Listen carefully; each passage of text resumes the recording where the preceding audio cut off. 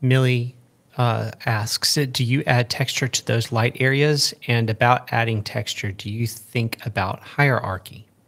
Well, I will be adding texture to the light spots. Usually I'll do it in like the bonier areas. Sometimes I'll do it in like the soft areas of the cheek, but I have to be careful because I don't want to assign texture to cheeks usually, because it can kind of read as like acne scarring or textured skin, and I don't want to do that on such a soft, supple area. So I usually save that for like the highlight of the forehead because it's bony, or on the cheekbone right here when the light hits it.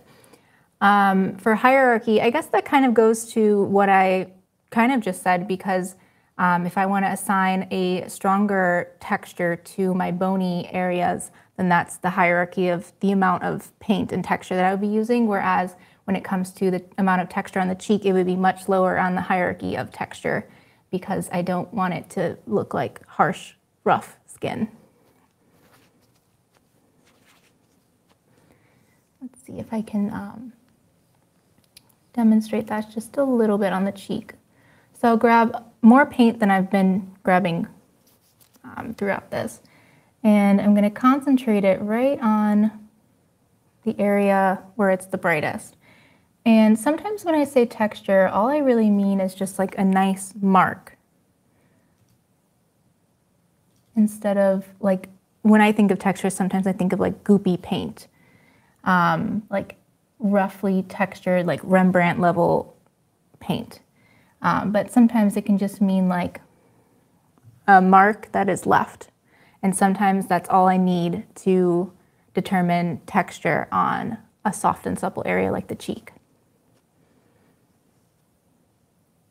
And I'll demonstrate a little bit more on the forehead once I kind of get to it, which I think I might work my way up from the temple now to the forehead. I tend to work in the larger areas first before getting into the really specific parts of the facial features. Just helps me warm up and feel a little bit more prepared.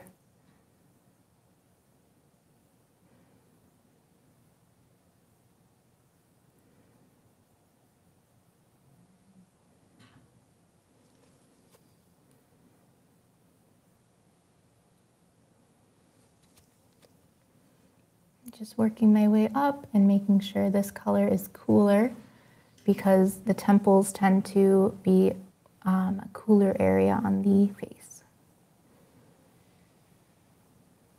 And just blending it into the hairline a little bit. And like I said, I have already oiled out the hairline, so it creates a soft effect naturally without much effort. And since I'm not going to be working on the hair today because it's still wet, when I do work on the hair, all of this is already done. So I just need to kind of meet in the middle a little bit.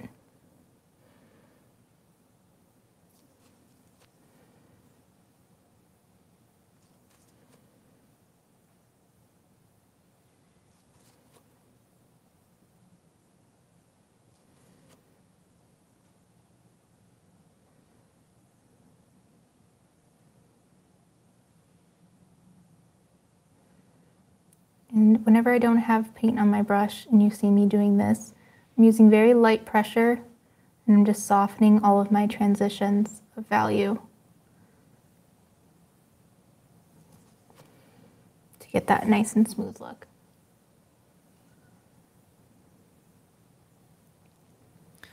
Also, something that I'm just noticing right now is I would like to bring everyone's attention to the fact that how long and important it is to stay in the transition of the midtone between the shadow and the light, and making sure that that's stitched so well and so perfectly, because if really what a large amount of the understanding and feeling of form happens right there, especially if your painting is very compressed. So even though the value on the side of the forehead, right before the frontal bone, is not that far distant from what's at the front of the forehead, because it's just ever so slightly darker and it's stitched to the shadow, it really makes that form feel like it goes to the side of the side of the head. And then it really makes the forehead feel like it's that frontal plane.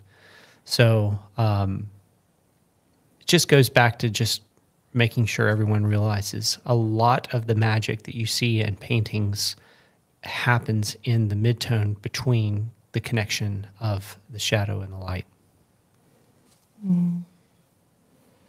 Yeah, I feel like it's such a subtle and in a way boring area, but it's boring for the reason that it supports the entertaining areas. So it needs to be as correct and as strong as possible in order to make the rest of the painting be so successful. Like Louis always has the analogy of like the supporting role versus like the star of the show.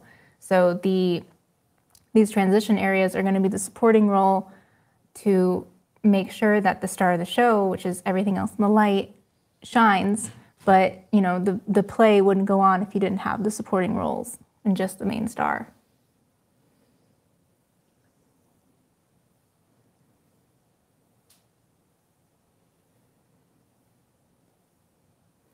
So as I'm working my way from that transition to the light, I'm noticing that I haven't really touched this area here. And if I step back, it looks a little dirty and it looks a little patchy. And that's because I don't have the midtone correct between the transition. It's too much of a stark contrast between the two. So I need to mesh the two together. And I'm going to take a middle value range between the two to do that.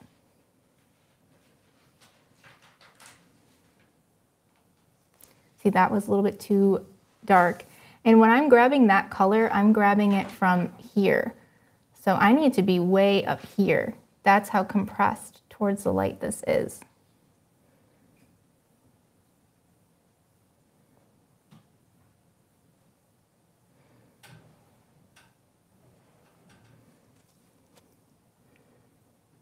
And then to just kind of speed things along, I'm going to just take this brush and have it manually soften it for me.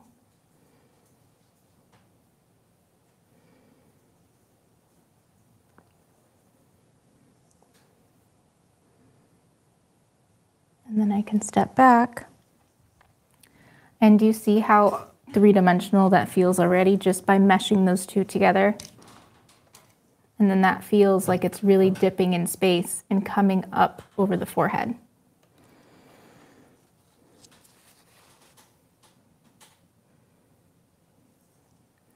So I'm going to just continue on through the forehead, keeping in mind that this will be my lightest area right here where I have that mark from yesterday. So I'm going to make everything else a tiny bit darker. Also, as it gets towards the background right here, since this skull is falling back in space, it's also going to be darker.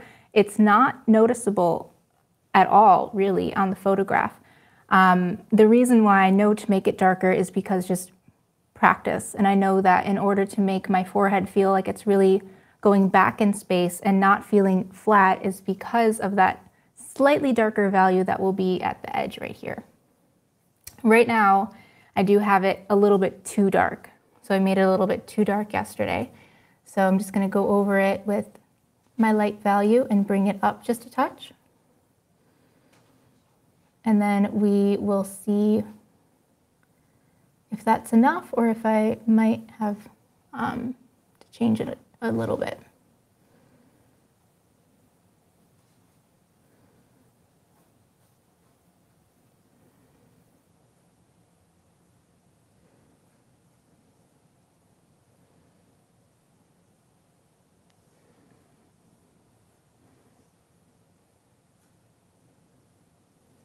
It's very barely darker on the edge. So I think I might work on just this very edge right here where it meets the hair, because that feels a little like it's sticking out too much and not going back into space. And that's what's telling me that I need to make it a little bit darker.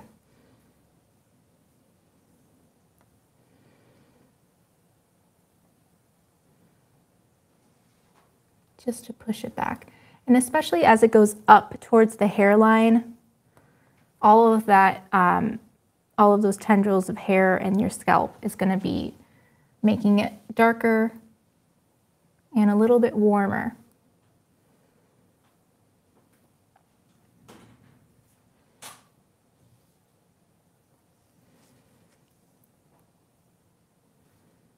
And this area is extremely important to make look real because it might seem like a really boring area, but there's so much interacting right here with the scalp coming out and over the hair and this hair coming over that, but this hair being behind that. So there's so many overlapping planes that are happening right here. It's really important to take your time and make sure you're asking yourself what's in front of what and what's behind what, so you can really understand that area and not get confused and feel like, you know, oh, it doesn't really matter. It's just the scalp. Like it's not an important part of the painting. But people will notice, people will look at it and, I mean, at least the trained eyes will be like, oh, that area is wrong. But if you just have a general audience who's maybe not educated in art, they'll look there and be like, something's off. I don't quite know what, but that area doesn't look right. And, you know, I tend to not want that reaction to my work. So I'm gonna just make sure that this area is as well understood and as established as I can make it. That's a good nugget, ladies and gentlemen. You need to take that one to the bank. Mark that down on your time code. That one's really important. Write that down, write that down.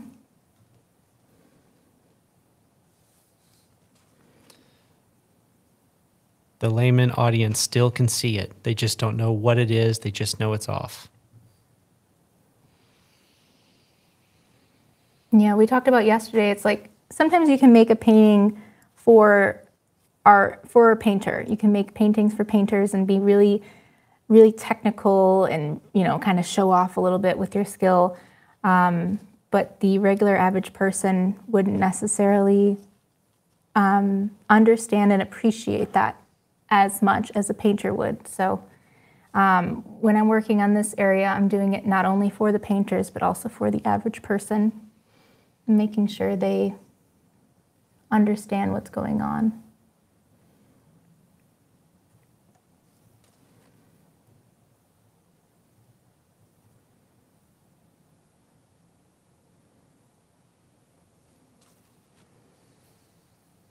I think I carried that dark just a little bit too far down. So I'm gonna bring that light back up. Kind of leave it somewhere like that. And since I'm working on the forehead, notice how it's meeting the edges of the background. So what I can do now is go in with my background color and make sure I'm covering that charcoal tracing from my transfer, because I don't want that in there. It makes the skin tone look a little bit dirty with the gray showing underneath. So I have my background mixture that I mixed, and since I applied the paint so thin, it might not be a perfect match because I'm covering thin paint with opaque paint. So let's just pretend like it's thin. Add some oleo gel. I could be using my lean medium. My oleo gel was just my first choice instead of my lean medium. But either one would work.